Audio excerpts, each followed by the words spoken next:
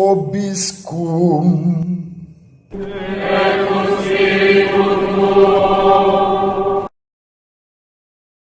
Sahabat peradaban kasih ekologis yang terkasih, selamat berjumpa dalam Renungan Harian bersama saya, Romo Alois Budi Purnomo PR, melalui channel ini. Sekali lagi terima kasih kepada panjenengan yang setia mengikuti Renungan Harian ini. Kesetiaan panjenengan mendapat berkat setidaknya bersama saya membaca bacaan-bacaan harian. Bacaan pertama, Mazmur Tanggapan, dan Injil. Setiap sabda yang kita dengarkan saja itu pasti akan berbuah di dalam kehidupan kita, laksana hujan yang menyuburkan tanah. Sahabat peradaban kasih ekologis yang terkasih, tetap semangat, selalu sehat, semangat tanpa sambat, selalu bahagia, kebahagiaan yang bersumber dari Tuhan Allah kita. Mari kita awali perjumpaan kita dengan bersatu di dalam doa. Dalam nama Bapa dan Putra dan Roh Kudus. Amin. Allah Bapa Maha Rahim, Engkau mengutus Putramu ke dunia untuk membebaskan kami dari perbudakan dosa. Anugerahkanlah rahmat-Mu kepada kami yang menantikan Yesus Kristus Putramu yang menjadi manusia, dan kami kenangkan kelahirannya pada hari raya Natal nanti. Selama masa Advent ini kami mempersiapkan diri, baik secara jasmani maupun rohani, agar kami menerima kasih karunia daripada-Mu, sehingga layak menyambut kelahiran Putramu Yesus Kristus di dalam hidup kami. Dialah yang hidup dan berkuasa bersama Diko dan Roh Kudus, Allah yang Maha Esa, Tritunggal Maha Kudus sepanjang segala masa. Amin. Dalam nama Bapa dan Putra dan Roh Kudus. Amin. Sahabat peradaban kasih ekologis yang terkasih, kita membaca Kitab Nabi Yesaya bab 30 ayat 19 sampai 21, dilanjutkan ayat 23 sampai 26. Beginilah firman Tuhan yang Maha Kudus Allah Israel. Hai bangsa di Sion yang mendiami Yerusalem, kalian tidak akan terus menangis. Pastilah Tuhan akan mengasihani kalian apabila kalian berseru-seru. Begitu mendengar teriakmu, Ia akan menjawab. Walaupun Tuhan memberi kalian roti dan air serba sedikit, namun gurumu tidak akan menyembunyikan diri lagi. Kalian akan terus melihat Dia, dan entah kalian menyimpang ke kanan entah ke kiri, sabdanya ini akan kalian dengar dari belakangmu. Inilah jalannya, ikutilah jalan ini. Pada waktu itu, Tuhan akan mencurahkan hujan bagi benih yang baru kalian taburkan di ladang. Dan dari hasil tanah itu, kalian akan makan roti yang lezat dan berlimpah-limpah. Pada waktu itu ternakmu akan merumput di padang yang luas, sapi-sapi dan keledai-keledai yang mengerjakan tanah akan memakan makanan campuran yang sedap, yang sudah ditampi dan diayak. Dan setiap gunung yang tinggi dan dari setiap bukit yang menjulang akan memancar sungai-sungai pada hari pembunuhan yang besar, apabila menara-menara runtuh. Maka terang bulan purnama akan seperti terang matahari terik, dan terang matahari terik akan 7 kali ganda, yaitu seperti terangnya 7 hari pada waktu Tuhan membalut luka umatnya dan menyembuhkan bekas-bekas pukulan. Demikianlah sabda Tuhan. Syukur kepada Allah. Mazmur tanggapan, berbahagialah orang yang menanti-nantikan Tuhan. Sungguh, bermazmur bagi Allah kita itu baik, bahkan indah, dan layaklah memuji-muji Dia. Tuhan membangun Yerusalem. Ia menghimpun orang-orang Israel yang tercerai-berai. Ia menyembuhkan orang-orang yang patah hati dan membalut luka-luka mereka. Ia menentukan jumlah bintang-bintang, masing-masing dipanggil dengan menyebut namanya. Besarlah Tuhan kita, dan berlimpahlah kekuatannya. Kebijaksanaannya tak terhingga. Tuhan menegakkan kembali orang-orang yang tertindas, tetapi orang-orang fasik direndahkannya ke tanah. Kemuliaan kepada Bapa dan Putra dan Roh Kudus, seperti pada permulaan, sekarang, selalu, dan sepanjang segala abad. Amin. Berbahagialah orang yang menanti-nantikan Tuhan.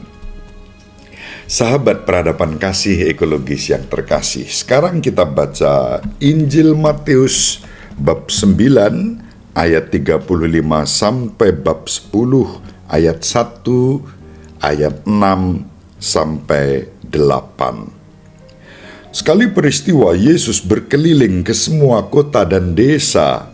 Ia mengajar dalam rumah-rumah ibadat dan mewartakan Injil kerajaan surga, serta melenyapkan segala penyakit dan kelemahan.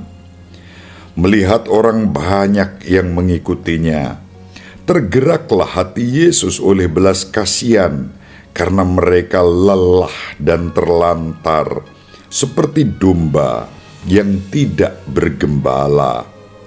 Maka Yesus berkata kepada murid-muridnya, "Tuaian memang banyak, tetapi pekerjanya sedikit.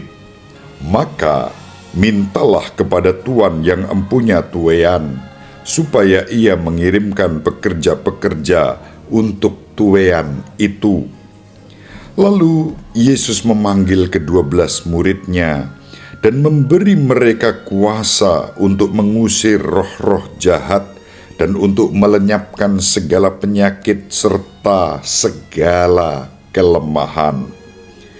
Yesus mengutus mereka dan berpesan, "Pergilah kepada domba-domba yang hilang dari umat Israel. Pergilah dan wartakanlah, kerajaan surga sudah dekat. Sembuhkanlah orang sakit, bangkitkanlah orang mati, tahirkanlah orang kusta, usirlah setan-setan. Kalian telah memperoleh dengan cuma-cuma, maka berikanlah pula dengan cuma-cuma." Demikianlah sabda Tuhan. Terpujilah Kristus.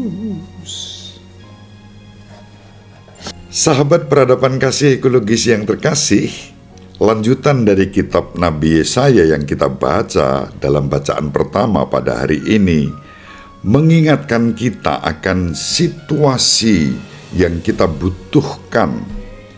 Kita dalam hidup sehari-hari tentu membutuhkan makanan dan minuman, digambarkan roti dan air.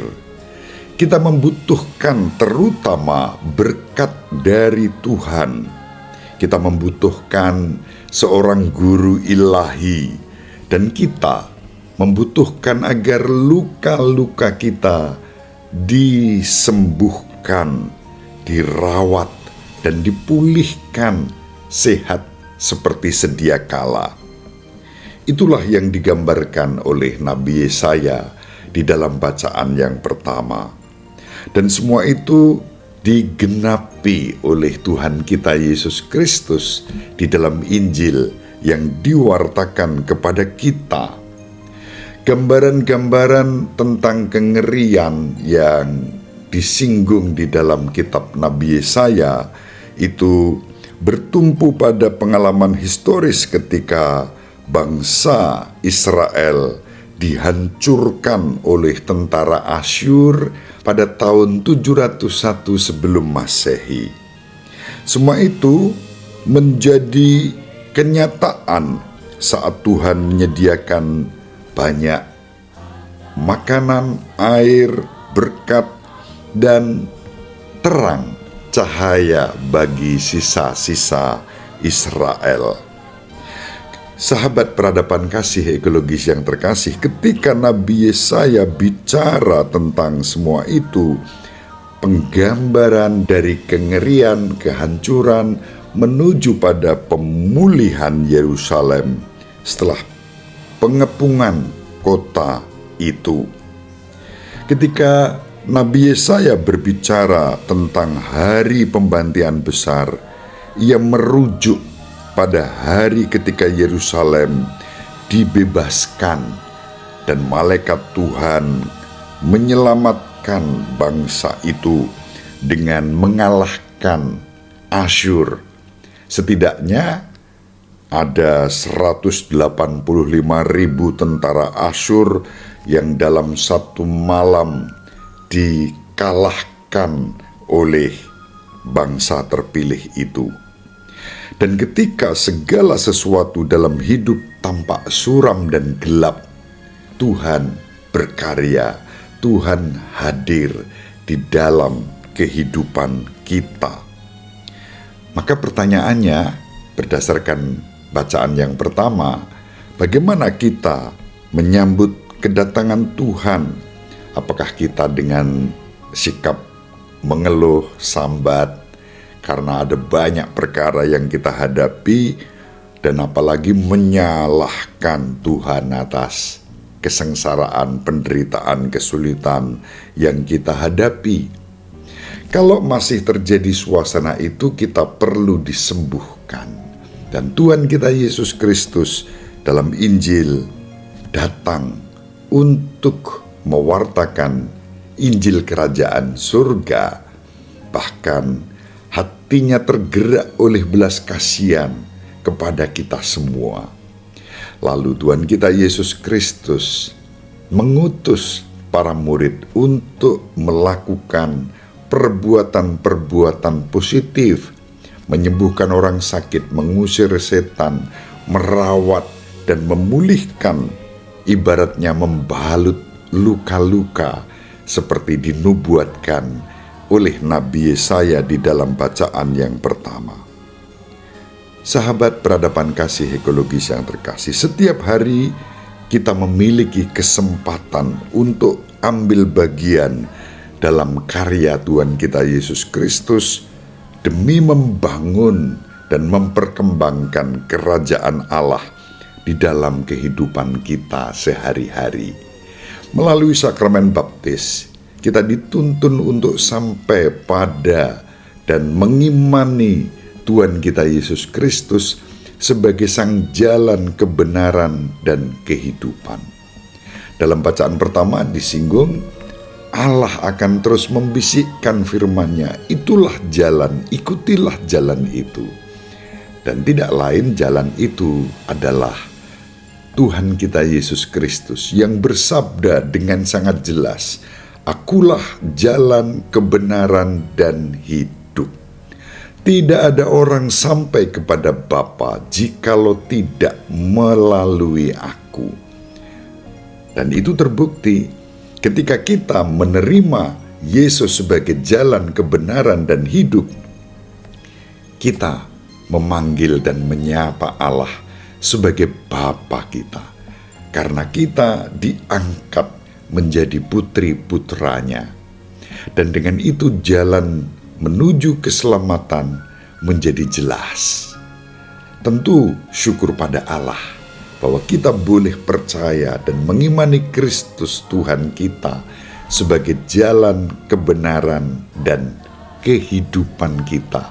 Jaminan keselamatan ada pada kita.